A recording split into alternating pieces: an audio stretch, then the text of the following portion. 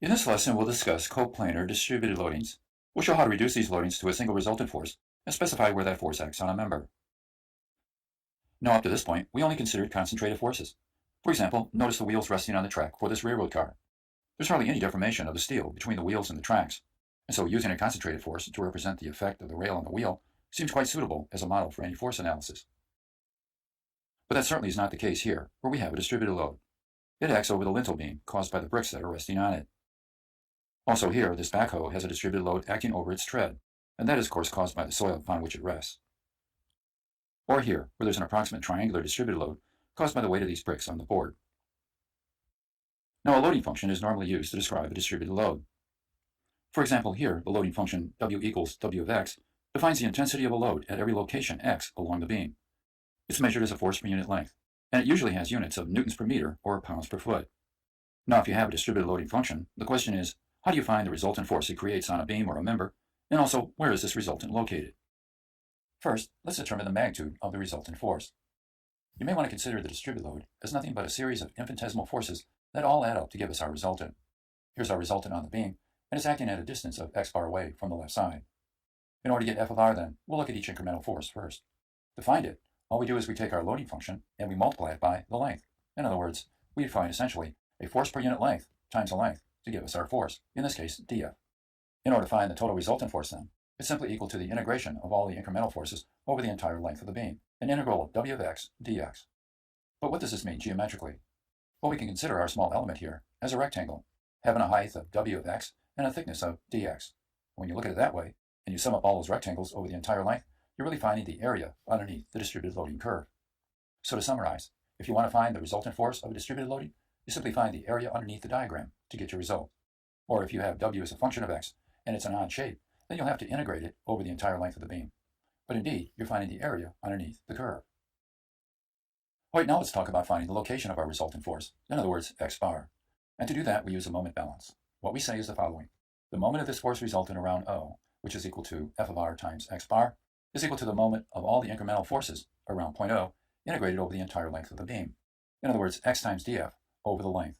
And we can write that more specifically in terms of x by writing df in terms of x. In other words, w of x dx, summed from 0 to L. If I solve this equation for x bar, I get our result, and it looks like this, where I substituted this for f of r, something we developed on the previous slide. All you need to do is evaluate each integral and do the division, and you'll find the location of the position of the resultant force on the beam. But you know, this ratio has a geometric meaning, something I'll show in a later lesson. Basically, it represents the location of the geometric center of the area underneath the loading curve. In other words, the force resultant acts through the centroid, or geometric center, of this area. Now that we know how to find the resultant force and locate it on the beam or any other member, let's practice the idea with a few simple problems. We'll consider this one to begin with.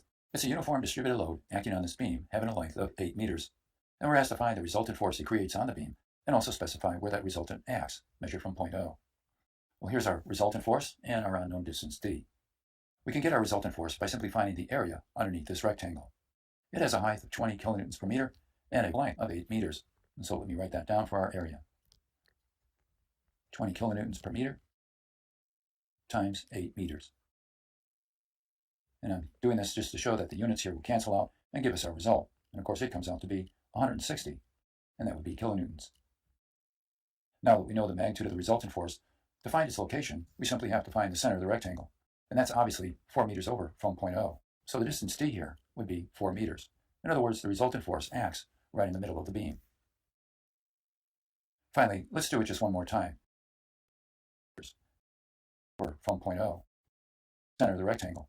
And that's obviously 4 meters over from point O. The center of the magnitude of the resultant force. To find its location, we simply have to find the center of the rectangle. And that's obviously 4 meters over from point O. So the distance d here would be 4 meters. In other words, the resultant force acts right in the middle of the beam. Finally, let's do it just one more time. In this case, a triangular distributed load. Well, our two unknowns then will be f of r and, of course, d. And so what would be the answer for the resultant force, f of r? Would you know? Well, I hope you said the area underneath the triangle. 1/2 the base, which is 6 meters, times the height, which is 4 kilonewtons per meter. Notice the meters here will cancel, and we'll get our answer. It turns out to be 12 kilonewtons. Now all we have to do is locate the force, the distance d. Do you know where the centroid or the geometric center of a triangle is, measured from the base of the triangle? In other words, how far over would it be? It's 1/3 of the way, isn't it? 1/3 of 6, or 2 meters. 2 meters from here to here, and of course then 4 meters over to O. So our distance d is 4 meters. And so I haven't finished this problem. Now we'll end the lesson.